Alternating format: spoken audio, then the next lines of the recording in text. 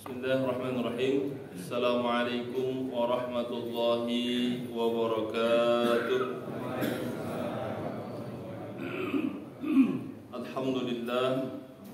Alhamdulillah rabbil alamin wal 'aqibatu lil muttaqin wala 'udwana illa 'alal zalimin.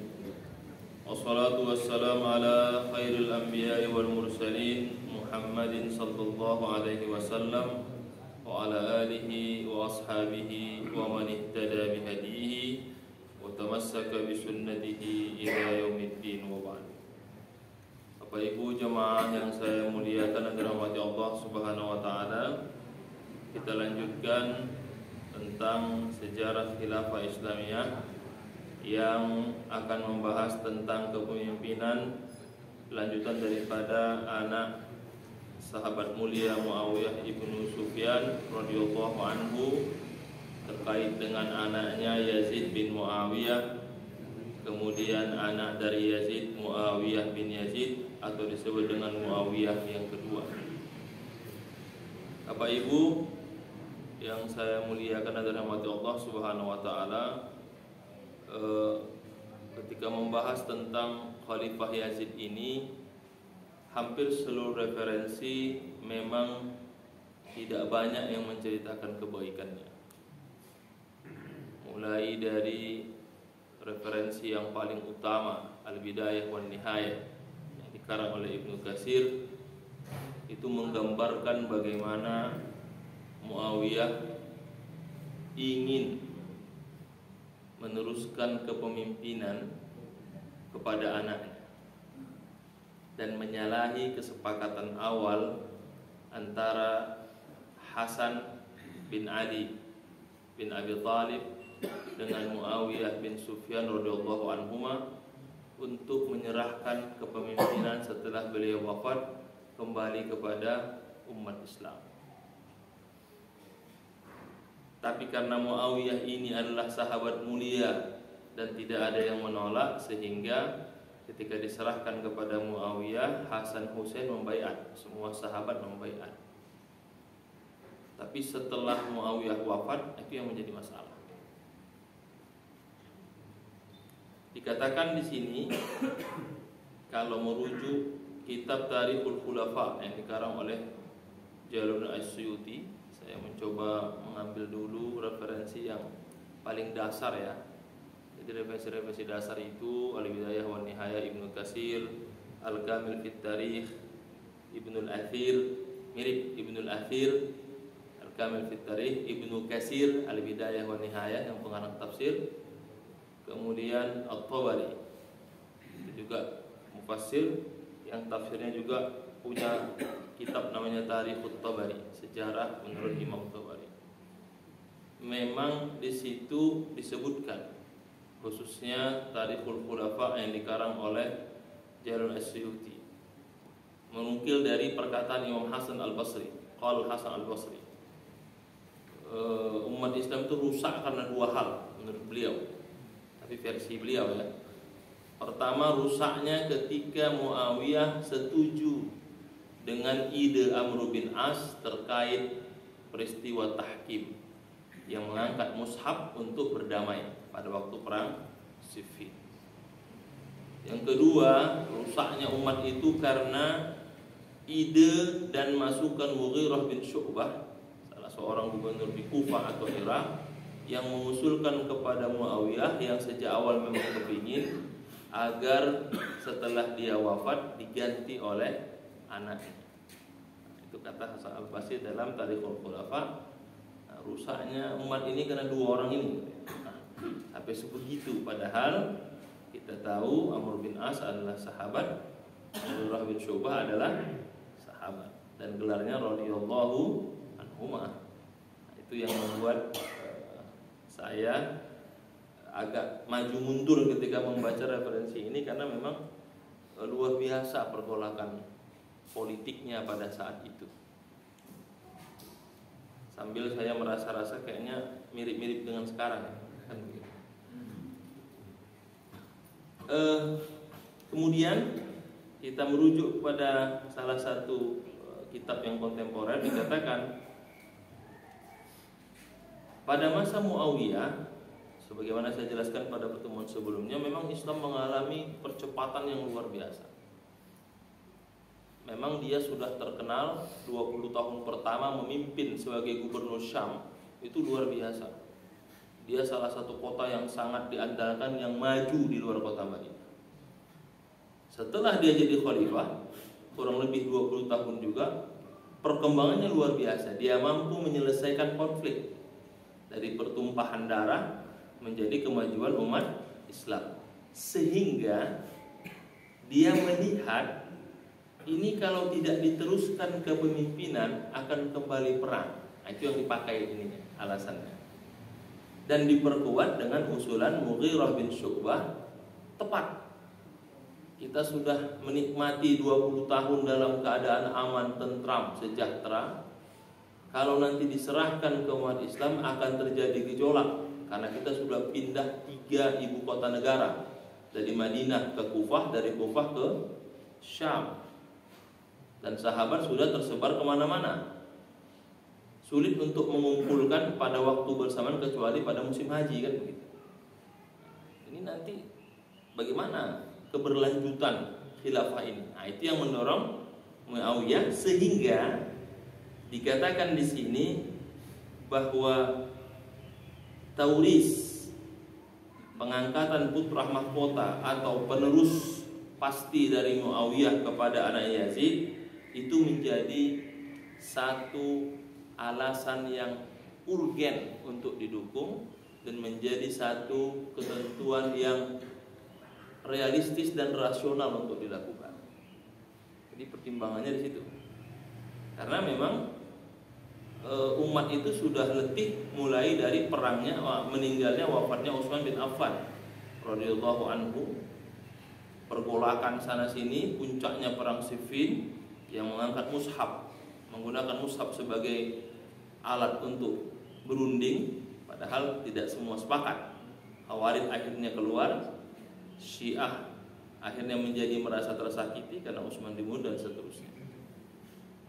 Ali dibunuh bukan Utsman karena Ahlul Bait kan. Sehingga Muawiyah melihat bahwa perlu ada terobosan baru. Di samping memang tidak ada model kepemimpinan yang Rasul teruskan setelah dia, kecuali syura kan, karena Rasul itu wafat, ditanya siapa yang meneruskan, nggak ada. Hanya sahabat waktu itu berpendapat Abu Bakar yang layak, kan begitu. Dengan tanda-tanda sebagai berikut. Ketika Rasul sakit, dia minta siapa? Abu Bakar yang menjadi imam, kan cuma itu saja standarnya. Dengan beberapa hadis, kalau ditanya antara aku dengan Abu Bakar dengan yang lain, ya seperti Nabi Musa dengan Harun. Seandainya boleh diangkat Nabi, ku angkat Abu Bakar sebagai Nabi setelahku. Kan itu pujian-pujian, tapi tidak ada mengatakan bahwa Abu Bakar engkau penerusku, nggak ada. Tapi pujian-pujian kepada Abu Bakar kan yang ditunjukkan dalam hadis-hadis itu.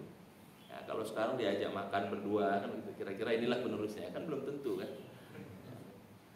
Tapi tidak ada kalimat itu kan. Sehingga ketika Abu Bakar naik, itu mutlak memang hasil syura, pilihan sahabat terhadap Abu Bakar. Lalu ketika Abu Bakar akan wafat, juga Abu Bakar tidak pernah mengatakan Umar penerus, cuman dia panggil Umar, dia tanya sahabat, bagaimana kalau setelah ini Umar? Bagaimana pendapat kalian? Oh bagus. Karena Rasul mengatakan alaimatu min Quraisy. Rasul bersabda pemimpin dari Quraisy. Diangkatlah Umar. Kan memang tidak ada prosesnya kalau melihat dari referensi-referensi yang kita baca. Setelah Umar wafat, dia menunjuk 6 orang. 6 orang itu untuk bermusyawarah, terpilihlah Utsman. Setelah Utsman wafat, masyarakat melihat yang 6 orang itu siapa calon kuatnya waktu itu? Utsman dengan Ali. Ali hanya karena Abdullah bin Auf memilih Utsman, yang lain akhirnya mengikuti. Berarti yang layak setelah Utsman ya Ali. Karena saat itu 2 orang yang terpilih dari musyawarah 6 orang sahabat masa Umar itu antara Utsman dengan Ali. Tapi Utsman lebih dipilih oleh Abdurrahman bin Auf sebagai penentunya, maka tidak ada yang lain kecuali Ali. Jadi memang hanya melihat dengan keadaan saja diangkat itu. Dan Ali ketika mau wafat ditanya, wahai Khalifah Ali, siapa yang akan khalifah? Hasan kita angkat.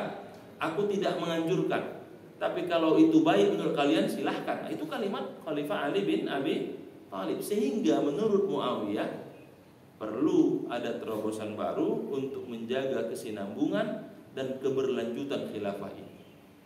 Maka dikatakan oleh Ibrahim Adawi, salah satu penulis sejarah kontemporer, dia katakan perlu ada satu pemahaman terkait dengan taurith Muawiyah ibnahu Yazid bil khilafah, memindahkan sistem kepemimpinan yang sebelumnya bersifat musyawarah kepada turun temurun monarki absolut.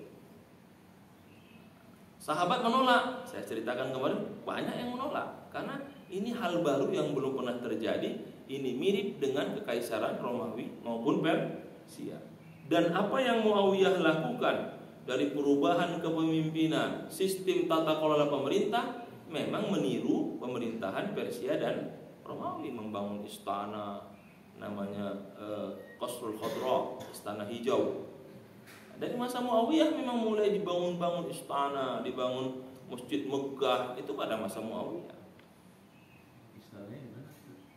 Di Damaskus, Syam, namanya Qasrul Khadra. Masih ada. Sekarang sudah hancur kan habis kemarin itu. Tidak ada yang tersisa di Damaskus kecuali Masjid Umawi aja. Lainnya kan hancur tuh. Waktu kasus perang itu ya. Apalagi kota Aleppo, kota pengetahuan itu, Halab itu sudah. Paling yang ada tinggal kuburan-kuburan saja. Jadi hancur situs-situs itu kan. Sehingga sahabat melihat ini bertentangan dengan semangat musyawarah, tapi karena dia sudah khalifah ya samina wa ata'na. Nah, kira begitu ya. Kecuali satu sahabat, Abdullah bin Zubair. Kita tahu siapa Abdullah bin Zubair ini kalau buka profilnya. Awwalu mauludin fil Islam ba'dal hijrah. Dia adalah anak yang lahir pertama setelah hijrah. Dan orang pertama yang ditahnik oleh Rasulullah SAW. Dia dan juga dianggap sebagai anak angkatnya Aisyah, istri Rasulullah SAW. Dalam profilnya, kalau nanti bisa dibaca dalam kitab Ilmu Hayat, dia anak yang paling pemberani. Di mana pemberaninya? Ketika Khalifah Umar lewat, itu anak-anak kabur semua, kecuali Abdullah bin Zubair. Dikatakan di situ, kenapa engkau tidak kabur? Kata Abdullah, kata Umar bin Khattab. Yang lain takut. Kenapa harus takut? Engkau kan bukan Tuhan, manusia biasa. Lagian jalanmu kan luas, silahkan jalan, saya nggak terganggu. Kata Umar, ini anak ini hebat ini. Tidak takut. Padahal waktu itu anak-anak semasa dia pada kabur semua itu. Padahal kan Umar itu ditakuti memang. Orang kata Rasul, jangankan manusia, setan aja takut sama Umar kan mungkin. Nah, dia nggak takut. Apa kata dialognya? Nah, ini yang saya mau kutip sebelum kita masuk ke pemimpinan Yazid bin Muawiyah. Qala Ibnu Zubair li Muawiyah, nukhayyiruka baina salasi khisal. Wahai Khalifah Muawiyah, tetap dihormati karena dia khalifah yang diangkat kan begitu. Kami berikan engkau 3 pilihan. Kata Abdullah bin Zubair, a'ridhinna. Coba, apa 3 pilihan itu? Qala Ibnu Zubair, tasna kama sana'a Rasul sallallahu alaihi wasallam au kama sana'a Abu Bakr au kama sana'a Umar. Engkau perlu lakukan 3 hal. 1, melakukan seperti Rasulullah sallallahu alaihi wasallam, atau seperti Abu Bakar, atau seperti Umar. Apa yang Rasul lakukan? Rasul tidak menunjuk satu pun setelah dia wafat. Diserahkan kepada umat Islam yang bermusyawarah. Kata Muawiyah, sulit menemukan saat ini ada manusia selevel dengan Abu Bakar. Apa ada sekarang ini yang sekuat Abu Bakar imannya, luar biasa kapasitasnya, yang Rasul katakan, andai penduduk dunia ini ditimbang amal kebaikannya dengan Abu Bakar, jangankan melewati setengahnya pun nggak nyampe. Ma balagha haddi nasifi. Begitu hadisnya. nggak mungkin ada. Kalau begitu, kata Abdullah bin Zubair, ikuti cara Abu Bakar. Dia memilihkan orang terbaik, lalu minta masyarakat menyetujuinya. Yang sekarang disebut dengan sistem referendum, kan, dipilihkan ya atau tidak, kan begitu. Kata Muawiyah, itu juga sulit untuk dilakukan. Siapa orang yang layak seperti Umar saat ini? Yang ketiga, atau ditunjuk 6 orang seperti Umar lakukan untuk orang-orang ini yang kapasitasnya diakui untuk memilih khalifah. Karena banyak orang-orang hebat. Kata Muawiyah, kita tidak punya 6 orang yang kapasitasnya sama dengan saat itu. Siapa 6 orang itu? Abdurrahman bin Auf, Sa'ad ibnu Abi Waqqas, Utsman, Ali, Tolhah, Zubair. Kita nggak punya selevel itu. Lalu kata Muawiyah,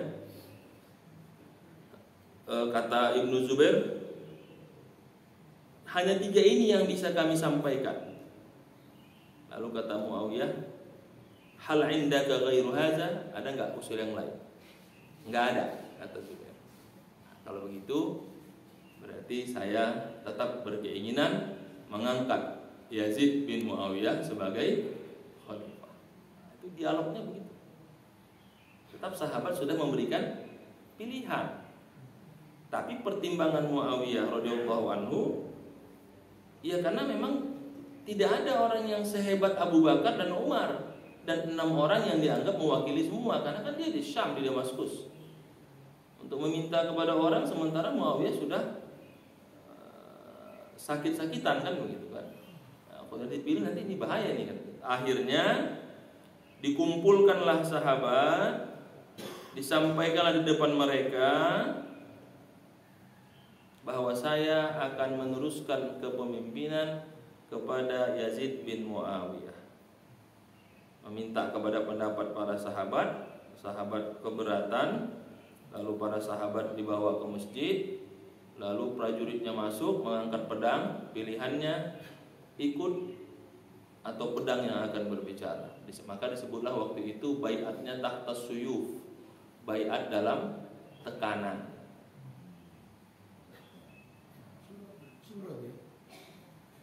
Suruh pakai pedang. Jadi harus memilih ya atau tidak. Ini versi dari kisah ini ya, yang maksudnya versi menunjukkan bahwa saat itu bahwa pengangkatan Yazid ditolak, tapi Muawiyah ingin didukung oleh yang lain. Akhirnya atas tekanan di bawah pedang untuk sepakat mengangkat Yazid bin Muawiyah. Kalau tidak, maka akan dipenjara atau dihukum. Apa kalimat sahabat? Maka berkatalah para sahabat, daripada kita berperang, daripada kita ribut lagi, kita sudah 20 tahun menikmati ketenangan, mari kita dukung dengan segala kekurangannya untuk menjaga persatuan umat Islam. Itu kalimat yang kedua. Kalau kalimatnya mahma min mulahazatin katsirah li ajli tauhidi sufufil ummah wa li alla tatafarraqa kalimatul Islam. Jadi supaya tidak perang, tidak bertengkar lagi, tidak ribut lagi, ya sudahlah kita dukung saja. Karena memang sangat kuat posisi Muawiyah. Daripada nanti berbeda pendapat, kita perang lagi, ya sudah kita dukung. Akhirnya sahabat demi kepentingan bersama dan persatuan umat akhirnya membaiat Yazid bin Muawiyah, kecuali 2 orang. Siapa itu? Tentu yang pertama yang mendebat Muawiyah, siapa itu? Abdullah bin Zubair, dia tidak mau membaiat. Kemudian yang kedua tentu Husain, yang menyaksikan langsung perjanjian Hasan dengan Muawiyah untuk diserahkan kepada umat Islam. Nah, 2 ini tidak setuju. Sehingga para sejarawan mengatakan pengangkatan Yazid itu sah. Kenapa? Karena memang sahabat semua setuju, meskipun prosesnya di bawah tekanan, kan begitu? Kecuali hanya 2 sahabat yang menolak. Bahkan Abdullah bin Umar, Abdullah bin Abbas, sahabat-sahabat Nabi yang luar biasa, itu mengkampanyekan di masjid-masjid, di pertemuan sahabat, mari kita bersatu, mari kita hilangkan perbedaan, mari kita turunkan ego kita demi persatuan umat Islam, demi keberlangsungan umat ini supaya aman. Mari kita dukung dengan segala kekurangannya. Begitu Abdullah bin Umar dengan Abdullah bin Abbas, karena tidak punya pilihan. Kalau diteruskan Muawiyah dengan keinginannya, pasukannya sudah menyiapkan pedang, akan bertumpah darah lagi. Maka akan terjadi seperti peristiwa Utsman dibunuh di rumahnya sendiri. Itu kan sahabat di masjid. Nah, seperti ini. Dijaga pintu, dipegang pedang, bayar atau tidak kan? Tidak ingin terjadi seperti kasus Utsman bin Affan yang dikepung dan ditumpahkan darah di rumahnya sendiri. Mari kita mendukung itu. Dan tokoh-tokoh yang ngomong Abdullah bin Umar, Abdullah bin Abbas. Kecuali dua, Husain bin Ali dengan Abdullah bin Zubair tidak membaiatnya. Sehingga kata pengarang ini, wasara Muawiyah bidzalika muassis daulah al-Umayyah wa awwalu man tabaqa mabda al-warathah fil khilafah al-islamiyah. Maka jadilah Muawiyah sebagai peletak pendiri dinasti Umayyah, dan dikatakan sebagai dinasti karena pergantian Muawiyah kepada Yazid bin Muawiyah, sehingga namanya dinasti akhirnya, karena meneruskan dari dirinya dan kepada anaknya. Sementara sahabat mempersoalkan, masih banyak lebih baik dari Yazid bin Muawiyah. Ada Abdullah bin Umar, ada Abdullah bin Abbas, ada Husain bin Ali, ada sahabat-sahabat seperti Abdullah bin Amru, ada sahabat seperti anak daripada Abdullah bin Ja'far. Banyak sekali yang kompeten dan lebih baik dari Yazid. Kenapa harus Yazid? Kan itu. Sehingga perbedaan itu muncul, tapi karena Yazid, Muawiyah mengatakan harus dipilih dan disebut dengan bai'ah tahta suyuf, bai'at di bawah tekanan dengan ancaman pedang, kan begitu. Maka akhirnya dipilih dan sahabat mengambil itu demi persatuan dan tidak pecah lagi umat Islam. Itulah kenapa akhirnya diangkat Yazid bin Muawiyah menjadi khalifah setelah wafatnya Muawiyah. Baru kita masuk ke poinnya. Siapa itu Yazid bin Muawiyah? Itu kira-kira kisah naiknya ya. Jadi naiknya sendiri sudah bermasalah. Maka setelah ini apa yang terjadi? Ya masalah terus nanti. Yazid bin Muawiyah ibnu Abi Sufyan, Amirul Mukminin, Abu Khalid al-Umawi, wa ummuhu Maisun binti Bahdal bin Anif al-Kalbi, lahir tahun kelima atau tahun 25, ada mengatakan tahun 26, ada tahun 27, dia 3 versi. Ada yang mengatakan beliau lahir pada tahun 27 Hijrah, artinya 27 tahun setelah hijrahnya Nabi ke Madinah. Jadi kalau dikatakan setelah hijrah berarti hitungannya dari mana Nabi hijrah. 20 tahun 7 tahun kemudian lahirlah siapa namanya? Yazid bin Muawiyah. Ada yang mengatakan tahun 25, ada yang mengatakan tahun 26. Pertanyaannya, kenapa berbeda itu? Karena memang hijriah kita tidak sama dengan Masehi kan. Nah, jadi sehingga perbedaannya lumayan. Tanggal segini, kan hitungannya beda, hijriah dengan Masehi.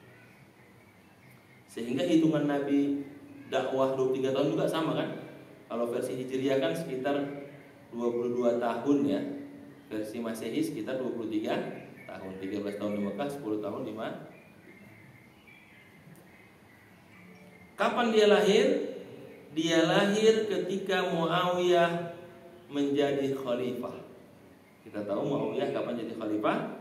41 Hijriah sampai 60 Hijriah, kurang lebih 20 tahun. Dia lahir pada masa Muawiyah menjadi gubernur, tumbuh besar pada masa Muawiyah menjadi khalifah kan.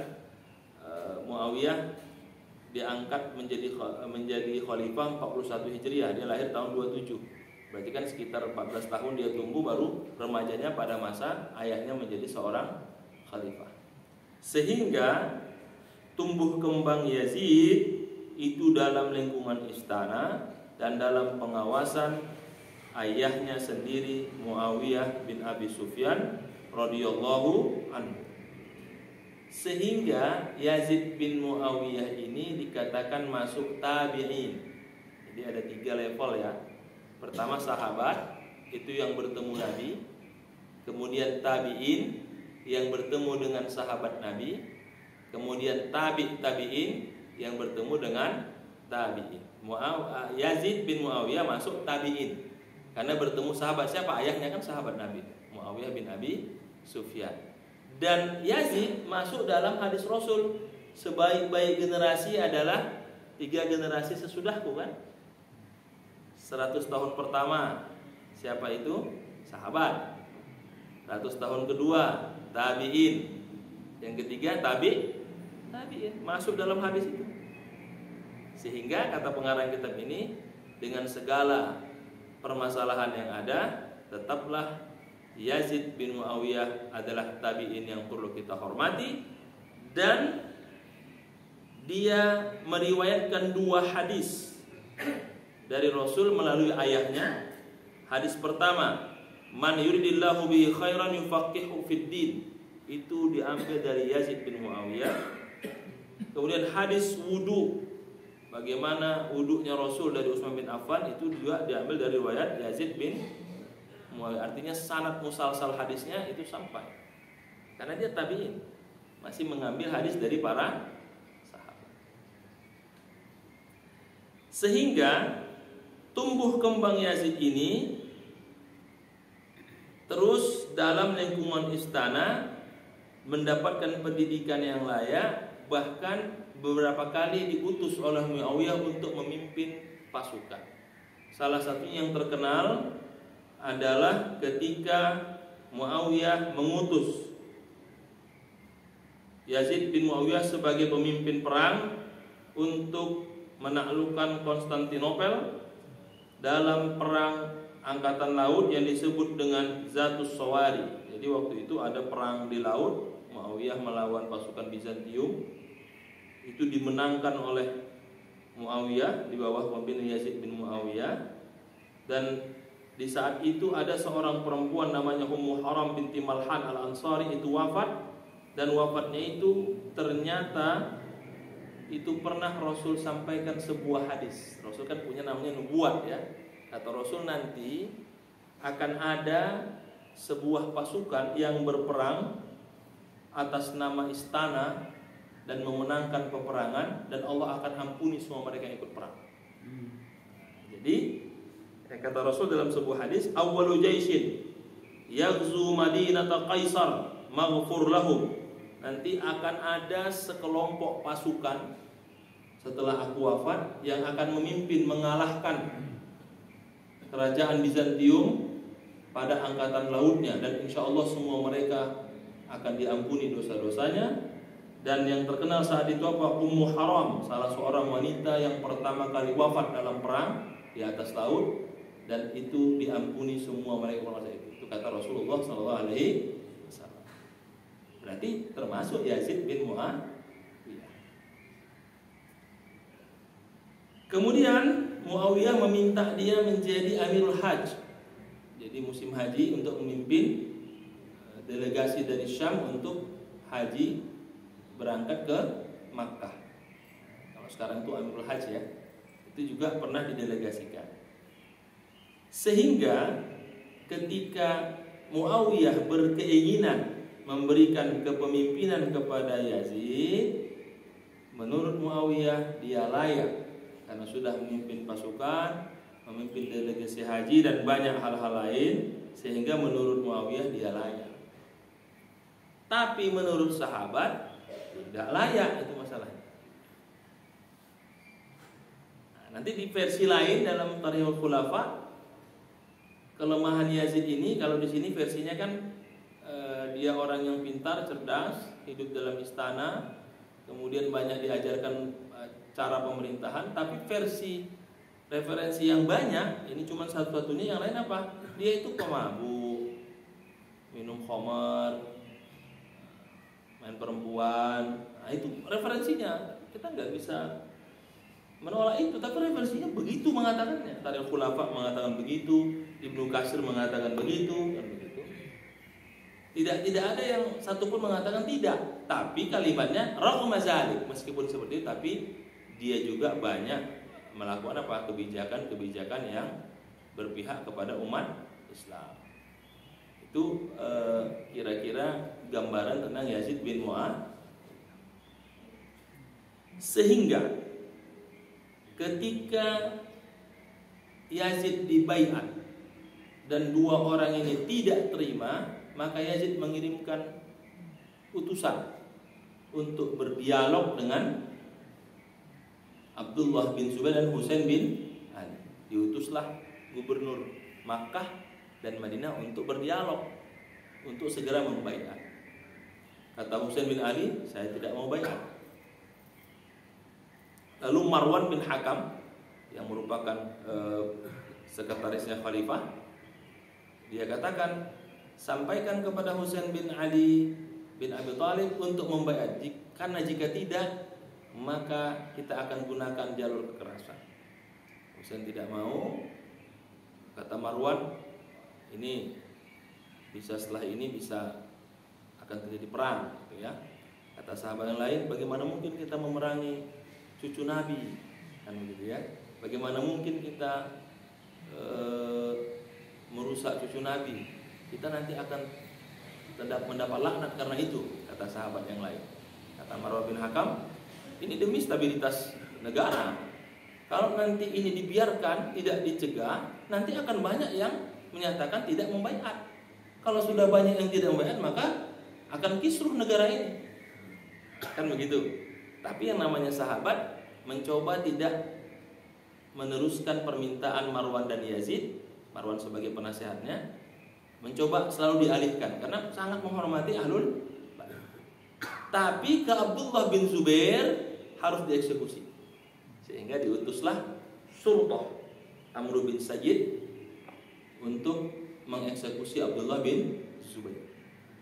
Dikirim pasukan, Abu Zubair langsung melarikan diri ke Mekah dan berlindung di kota Mekah. Nasihat daripada para sahabat, pergilah ke Mekah karena Rasul pernah bersabda, tidak boleh ada yang merusak kemuliaan kota suci Mekah. Apa kata Al-Quran? Wa man dakhalahu kana amina. Siapapun yang masuk ke Makkah aman. Karena sabda Rasul sallallahu alaihi wasallam. Tapi karena ini terkait dengan pemerintahan, karena sudah mulai banyak isu muncul, Abdullah bin Zubair menolak membaiat Yazid. Sudah banyak mulai ingin menyatakan juga menolak. Jadi kalau tidak segera diberantas ini bahaya, kan begitu. Maka diutuslah waktu itu Walid bin Atabah untuk Walid bin Uqbah untuk menyelesaikan. Walid tetap menggunakan soft diplomasi. Gimana ini?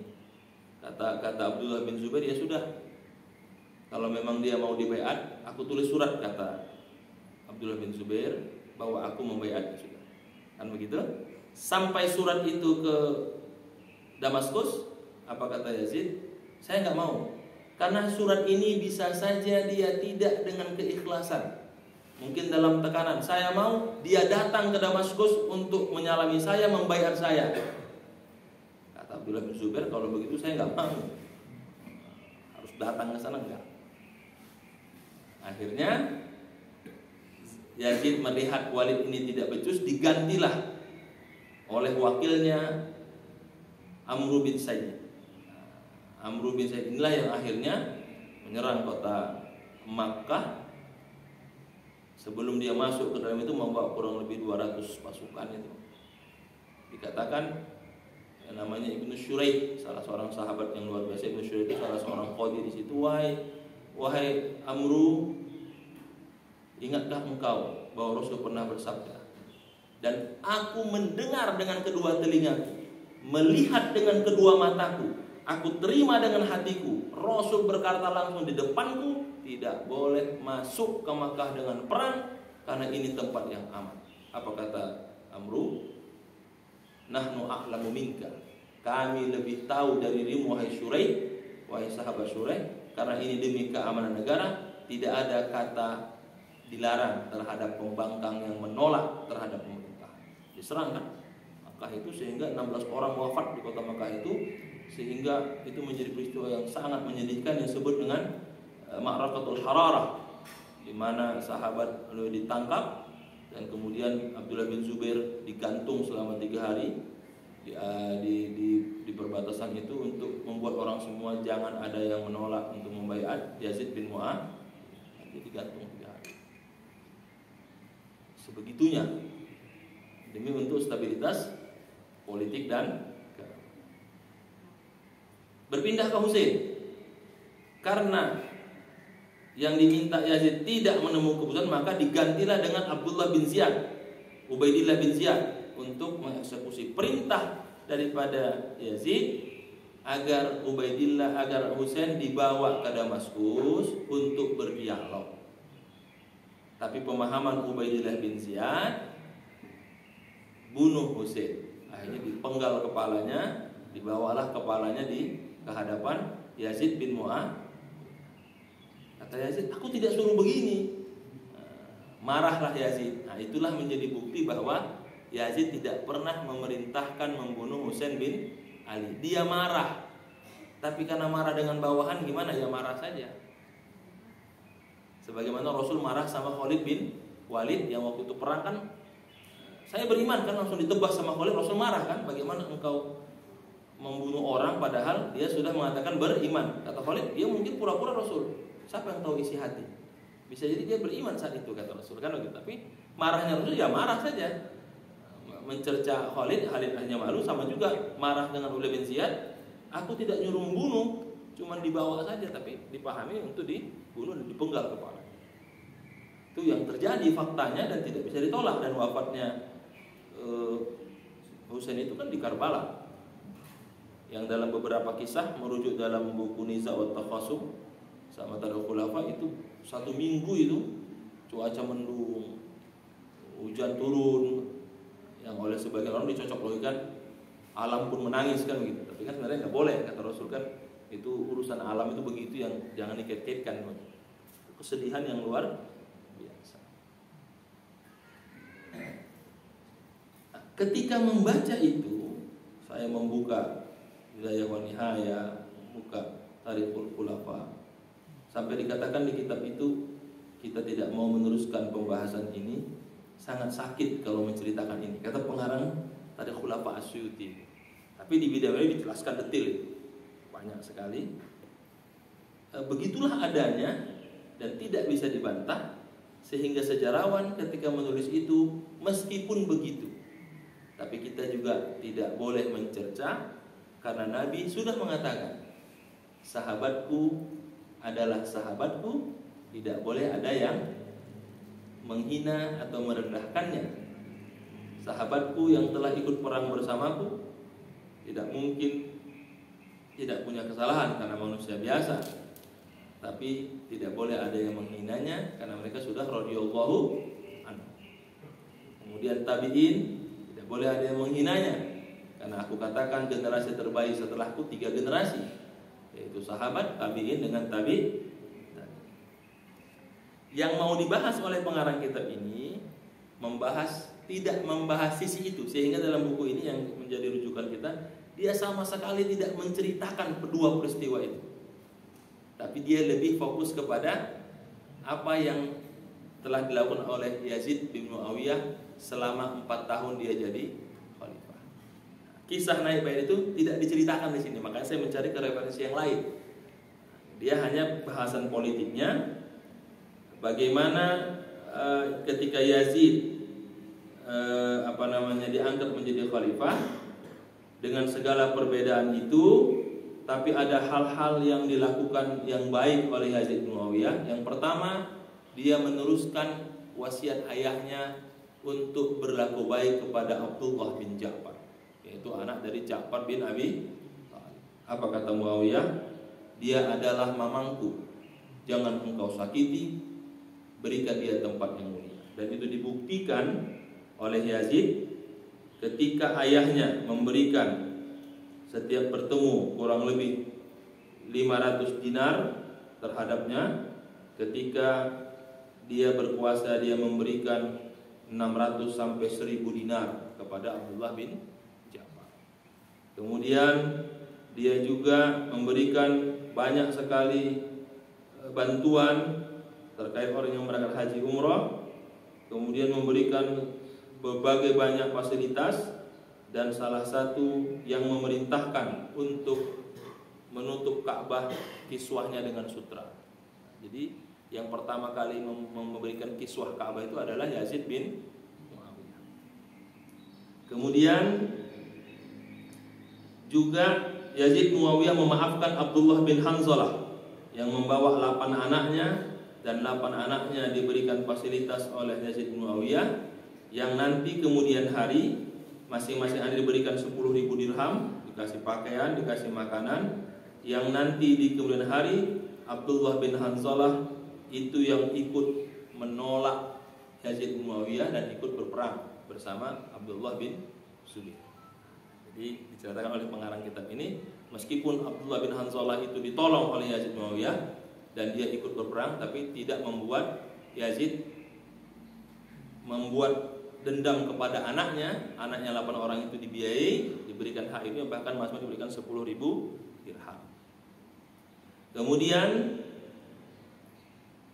dengan banyak riwayat yang menceritakan tentang kejamnya Yazid bin Muawiyah, mabuk, main perempuan, tetapi beberapa hal yang dikatakan dalam beberapa referensi yang lain, bahwa Yazid bin Muawiyah juga orang yang sangat memperhatikan yang lain, menghormati yang bukan lawan politiknya, memberikan banyak bantuan kepada orang-orang yang mau membaiatnya. Sehingga kata Ibnu Taimiyah mengatakan, ka'amsalihi min khulafa Bani Umayyah wa Bani Abbas, wa haula'il khulafa lam yakun fihim man huwa kafir. Yang perlu digarisbawahi kata Ibnu Taimiyah, bahwa mereka adalah manusia yang mungkin salah. Kata Ibnu Taimiyah, yang tidak pernah salah ada Nabi. Dan perlu digarisbawahi, semua khalifah dari dinasti Umayyah dan dinasti Abbasiyah tidak ada yang non-muslim, semuanya muslim.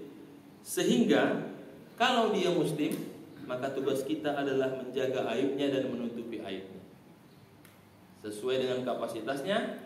Semakin tinggi derajatnya, maka semakin besar tanggung jawabnya. Semakin tinggi kedudukannya, maka dia nanti akan mempertanggungjawabkan di hadapan Allah Subhanahu wa taala. Itu kira-kira komentar Ibnu Taimiyah terkait para khalifah pada masa Abbasiyah dengan dinasti Umayyah. Dan yang paling menarik kata pengarang kitab ini, wala'alla min ahkami ma qila fi sya'ni Yazid. Pendapat yang paling moderat, paling tengah terhadap Yazid itu adalah masa bataan Humaid ibni Abdurrahman, yang dikatakan oleh Humaid ibni Abdurrahman. Dia berkata, kami masuk bersama sahabat ketika Muawiyah memaksakan naiknya Yazid menjadi khalifah. Apa kata para sahabat setelah dibaiat dengan kekerasan tadi, di bawah tekanan? Inna Yazid bin Muawiyah laisa bi khairi ummati Muhammad. Yazid Muawiyah bukan umat yang terbaik dari umat Muhammad. Wala afqaha fikha, bukan juga orang yang paling paham agama. Wala a'zaman, bukan orang yang paling mulia. Wa ana aqulu dzalik. Kami berani mengatakan dia bukan yang terbaik, bukan yang terlalu paham agama, dan bukan mulia. Walakin wallah, tapi demi Allah, li an tajtami'a ummah Muhammad, lebih baik umat Muhammad bersatu dan tidak bercerai berai daripada harus bercerai hanya karena tidak setuju dengan Yazid bin Muawiyah. Inilah yang dianggap perkataan paling tengah. Sahabat mengatakan, kami memang mengatakan Yazid tidak baik, Yazid kurang, tapi dia manusia biasa. Daripada umat ini berperang kembali, tumpah darah kembali, lebih baik kita mendukung Yazid dengan segala kekurangan. Nah, ini yang oleh pengarang kitab ini yang paling menengah, meskipun seluruh sahabat mayoritas itu menolak Yazid bin Muawiyah. Apa kata beliau? Bagaimana kalau ada seseorang yang datang bersama kita, lalu dia diangkat padahal dia tidak layak? Apa pendapat kalian? Kata sahabat, aku akan mendukungnya daripada nanti saudaraku menghalalkan darah saudaranya, kemudian dia menghalalkan saudaraku, akhirnya dendam terus menerus, maka pada akhirnya perang yang tidak akan pernah berhenti. Lalu berkatalah sahabat, ingat kata Rasul, la ya'tika minal haya illa khair. Rasa malu itulah yang akan membuat kita terjaga dan selalu dalam kebaikan. Maka muncullah hadis al-haya minal iman, ada rasa malu. Itu perkataan para sahabat menyikapi naiknya Yazid bin Muawiyah. Yazid bin Muawiyah berapa tahun memimpin? 4 tahun lamanya, dan dia meninggal pada berumur 38 tahun. Jadi masih sangat muda. Dia diangkat umur 35 tahun, wafat umur 38 atau 39 tahun. Dan dari wafatnya Yazid, dia punya 12 anak dan 12 anak laki-laki dan 4 anak perempuan. Dan Yazid sebelum wafat memberikan kepemimpinan kepada anaknya Muawiyah bin Yazid. Karena sudah begitu ya nggak bisa nolak kan? Putra mahkota Muawiyah bin Yazid. Muawiyah bin Yazid itu sakit sehingga ketika dia diangkat, aku diangkat menjadi khalifah, tapi aku sakit sehingga setelah dibaiat dia masuk ke dalam istana tidak pernah keluar. Siapa yang mengurus? Marwan bin Hakam, yang saya kata tadi penasehatnya. 6 bulan dia masuk jadi khalifah, sakit lalu meninggal dunia. Jadi tidak pernah sama sekali memimpin. Dibaiat, dia terima, langsung masuk istana karena sakit. 6 bulan pun dia pun wafat. Nah, dalam masa sakitnya itu masuklah penasehatnya, termasuk Marwan bin Hakam. Wahai Muawiyah bin Yazid, atau disebut Muawiyah kedua, kan namanya Muawiyah bin Yazid, siapa setelah engkau? Tidak mungkin aku memilih anakku yang baru umurnya 9 tahun. Dan aku tidak akan mengatakan siapa penerusku, karena aku menerima khalifah ini saja aku sudah tidak nyaman. Cukuplah ayahku tercatat tidak baik, aku tidak mau meneruskan kebaikan ayah. Nah, disitulah dikatakan Muawiyah kedua ini dianggap dialah Muawiyah kedua, punya sikap yang luar biasa, tidak mau memberikan titah kepada anaknya, dan dia menyerahkan kepada umat Islam. Sehingga gelarnya Muawiyah II. Yang menjadi masalah, setelah wafatnya Muawiyah bin Yazid, kurang lebih 6 bulan memimpin, muncul perdebatan di antara para keluarga Muawiyah. Apakah kepemimpinan ini mutlak turun-temurun, yang disebut dengan mabda'ul warathah mubashir, sehingga kita harus mengangkat anak Muawiyah bin Yazid yang berumur 9 tahun, yang diberi namanya apa? Abdurrahman ibnu Abi Zaid, atau tetap dalam lingkungan Khalifah Bani Umayyah, tapi kita ambil bukan keturunan langsung, apa? Saudaranya yang lain. Jadi apakah sistem keturunan mutlak, atau yang penting keluarga besar Muawiyah? Keluarga besar Umayyah tidak mau keluar dari itu, karena kalau keluar lagi ke yang lain nanti akan jadi perang. Tetap di keluarga besar dinasti Umayyah. Pada saat itu muncul perbedaan. Apa itu? Hal yakunu mabda'ul warasa mubashir am yakunu mabda'ul warasa mutlaqan. Kita sepakat tidak boleh keluar khalifah dari dinasti Umayyah, karena kalau keluar nanti akan jadi perang. Masalahnya kalau kita angkat anak Muawiyah bin Yazid, Muawiyah II, 9 tahun, tidak kompeten. Atau kita ambil dari silsilah dari Bani Umayyah, tapi bukan dari Muawiyah.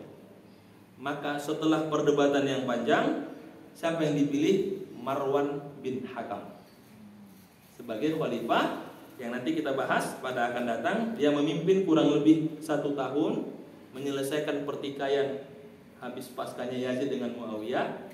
Nanti baru diserahkan kepada anaknya Abdul Malik bin Marwan. Sehingga dinasti Umayyah berpindah dari terahnya Sufyan ke terahnya Marwan.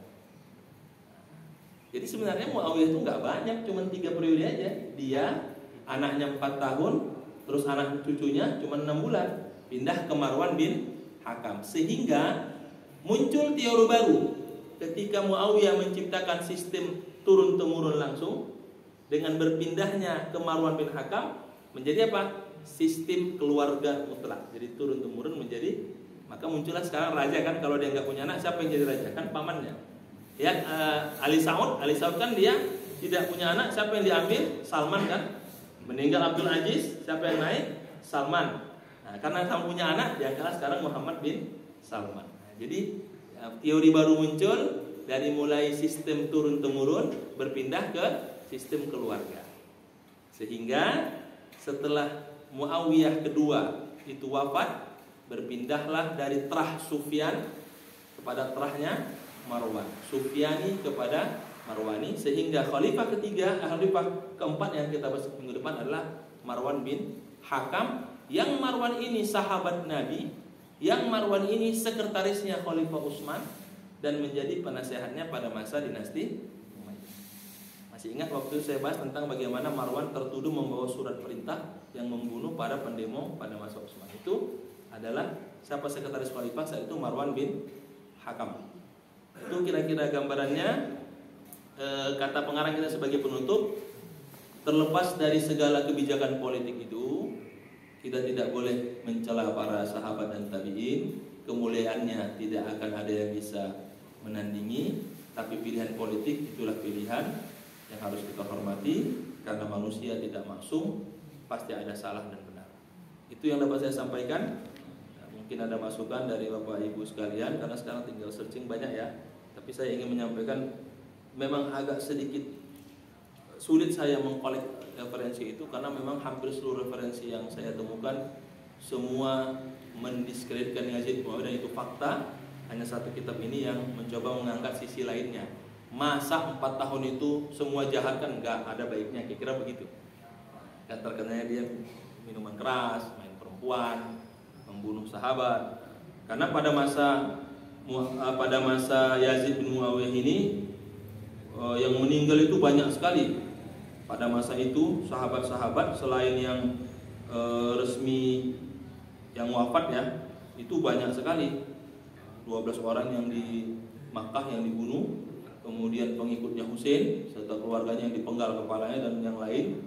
Sehingga itu semua adalah bagian saya yang tidak bisa kita lupakan, tapi kita ambil ibrah bahwa ternyata perbedaan itu sangat besar dan mereka punya istihad masing-masing. Demikian. Ada yang mau ditanya atau dipersilakan. Assalamualaikum warahmatullahi wabarakatuh. Dari ibu atau bapak silakan. Cukup ya? Oh, silakan Pak.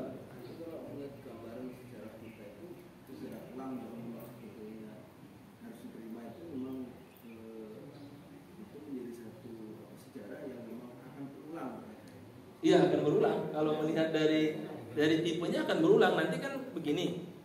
Ketika naik Muawiyah, kan pada masa Muawiyah itu kan tidak boleh di atas mimbar itu menyebut keutamaan Ali, kan nggak boleh. Sudah? Naik Abbasiyah, nanti kita bahas. Tidak boleh menyebut Muawiyah, dilarang itu. Yang nyebut itu berarti subversif, ditangkap. Cuman yang sekarang dari ujian kita tuh pada saat membuka ini kan dinasti. Ya. Kalau zaman Rasulullah itu sebetulnya sudah dengan siapa? Allah sudah mentakdirkan Ali dekat dengan Allah, dengan Rasulullah. Iya. Walaupun pada saat proses pengangkatan Ali itu tidak murni dinasti. Betul. Tapi begitu proses setelah itu, dinasti itu bagian dari memilih pemimpin. Nah ini ujian sebenarnya dari kondisi kita. Jadi seolah-olah ya walaupun kita berdoa supaya tidak terjadi, kalaupun nanti kondisi dinasti ini memang harus kita hadapi, bagaimana sikap kita? Pertanyaannya bagus Pak. Mudah-mudahan nanti kita pilih yang terbaik kan begitu ya. Jadi kira kampanye kan begitu. Terlagi kan hitungan hari kan begitu ya. Saya lebih sepakat dengan pendapat buku yang kita baca ini. Apa itu? Kita berusaha dengan keyakinan kita ikuti tahapan-tahapan demokrasi di negara ini. Tapi ketika sudah terpilih, digugat kemudian tetap dia terpilih, maka ambil pendapat sahabat. Daripada kita berpecah dan bertumpah darah, mari kita dukung dengan segala kekurangan. Tapi kita usaha dulu dengan maksimal. Karena oh itu tipuan, itu rekayasa. Yazid sendiri kan rekayasa juga. Diceritakan di sini bagaimana kata Muawiyah, jaga semua pintu masjid, satu sahabat, 2 orang prajurit menghunuskan pedang. Kalau dia menolak, tebas. Begitu kalimatnya. Itu lebih dahsyat lagi. Kalau kita sekarang kan undang-undangannya yang dirubah kan begitu ya. Seperti itu penanganannya, dan itu diceritakan referensinya, tapi tidak, kata pengarang ini, saya tidak mau menuliskan itu. Sakit rasanya menuliskan kisah itu. Saya cari referensi yang lain. Karena dia sangat hati-hati, karena dia termasuk pengarang ini, Dr. Abdul Syafi ini penganut yang sama yang saya ambil apa? Mereka sahabat, apapun kekurangannya, radhiyallahu anhum, nggak bisa kita ini. Nah, seperti kalau sekarang habaib ya, apapun perilakunya dia adalah halul baik, harus dihormati. Kalau kata Syekh Mbah Abah Maimun itu kan, Habib itu kalau yang nakal-nakal itu seperti Quran sobekan Quran, dibuang nggak boleh, disimpan aja gitu. Kan sobekan Quran itu kan nggak boleh dibakar, dibuang, disimpan ya. Begitulah menghormati Habib gitu. Yang nakal-nakal Habib itu dihormati aja, seperti sobekan Quran yang tidak boleh kita tapi kita simpan kan. Tapi kita harus usaha. Sahabat sudah datang menghadap Muawiyah, sudah dialog, sudah menyampaikan, tapi kekeh, ya sudah. Kata sahabat ini, daripada kita berperang umat terpecah, ya sudah kita dukung dengan segala kekurangannya. Itu jauh lebih maslahat. Tapi memang pendapat sahabat ini nanti yang akan menjadi dasar pemberontakan dinasti Abbasiyah. Dan tidak puas dengan Umayyah, Abbasiyah yang berkuasa, nggak boleh itu berontak lagi apa? Dinasti Fatimiyah, Syiah, terus-terusan. Sampai nanti terakhir dinasti Ayyubiyah kan. Jadi memang itu tidak bisa dilepaskan. Tapi yang paling penting, kata pengarang kitab ini, semua punya sikap, tapi ambillah sikap, kalau bisa seminimal mungkin menjaga tidak tumpah darah, itu jauh lebih baik. Itu kata pengarang kitab ini. Karena kenapa? Hifdzan lidima'il muslimin, menjaga pertumpahan darah umat Islam. Karena kalau sudah saling tolak menolak, hina menghina, jatuh menjatuhkan, yang rugi umat Islam sendiri. Bukankah Rasul sudah mengatakan sibabul muslimi fusuq, menghina muslim fasik, wa qitaluhu, membunuhnya kafir. Jelas itu. Tapi ya tadi itu dengan segala perbedaan itu. Dan referensi di Indonesia, saya baca sejarah-sejarah versi Indonesia, itu tidak ada satupun yang mengatakan kebaikan Yazid ini. Karena memang referensi kita itu diduga banyak diambil dari Syiah yang sangat membenci khilafah Bani Umayyah. Makanya saya bawa buku ini sebagai penengahnya, bahwa dia ingin menyampaikan keburukannya ada, tapi kebaikannya juga ada. Kita harus mengambil itu karena kita yang hidup setelah mereka, kita hanya baca buku-bukunya kan gitu. Nah, itu yang kita ambil, mana baiknya kita ambil ibrah, tapi keburukan juga kita ambil sebagai catatan yang tidak bisa kita tolak. Jadi kalau ditanya apa yang harus kita lakukan dengan keadaan negara sekarang ini, berjuanglah dengan kita yakini sampai nanti final dilantik dia, siapapun orangnya, kita harus terima. Karena demi persatuan umat Islam. Tapi kalau saya ditanya sederhana sih Pak, walaupun nanti terpilih yang tidak kita inginkan, tak apa-apa. Kan cuma 5 tahun menurut kita. Kalau Allah mau besok meninggal. Allah berkehendak kan bisa aja gitu. Siapa yang sangka Yazid bin Muawiyah nggak lama, hanya 4 tahun dia memimpin, yang kata Muawiyah, saya ingin supaya umat Islam ini aman. Ternyata anaknya hanya 4 tahun, cucunya hanya 6 bulan. Kalau dia dibangkitkan kembali Muawiyah itu, mungkin dia lihat nggak benar istihad saya kan begitu kan. Buktinya kan diambil sama Marwan juga, bukan dari terahnya gitu. Tapi mereka adalah radhiyallahu anhum, itu kalimat pamungkasnya. Allah ridho atas mereka dan Allah sudah mengampuni dosa-dosa. Kita ini sahabat bukan, tabiin bukan kan begitu. Mau perang juga, pastilah salah kita kan begitu. Tapi itu kira-kira Pak yang saya bisa pahami. Tapi sekali lagi Bapak Ibu sekalian, sejarah ini kan menyampaikan apa yang ada, terus kita yang menyimpulkan. Nanti disitulah kita bijak dalam menyikapi dengan referensi yang ada. Kita perbanyak literasi kita memahami kata Mahmud Abbas Al-Aqad, man wa'ad tarikh fi sadri adhafa a'maran ila qalbi. Orang yang bisa memahami sejarah dengan baik dan mencerna dengan hatinya, maka akan bertambah umurnya dan bertambah bijaksana dalam hidup. Itu kata salah seorang Cendekiawan Timur Tengah Mahmud Abbas Al-Aqad dalam bukunya tentang para sejarawan dan kisah-kisah para pemimpin umat Islam. Mungkin itu Pak, mudah-mudahan bermanfaat dan mudah-mudahan kita berdoa kepada Allah. Amin. Dalam hitungan hari kita akan memilih pemimpin. Semoga Allah pilihkan yang terbaik. Amin. Kita beri ikhtiar, dan kalaupun sudah dipilihkan itulah yang terbaik. Yang penting kita jaga adalah ukhuwah Islamiyah kita, ukhuwah kebangsaan kita, dan ukhuwah tanah air kita. Mudah-mudahan kita selalu bersaudara dan diberikan yang terbaik. Amin ya rabbal alamin. Subhanakallahumma bihamdika asyhadu an la ilaha illa anta astaghfiruka wa atubu ilaik. Alhamdulillahirabbil alamin. Assalamualaikum warahmatullahi wabarakatuh.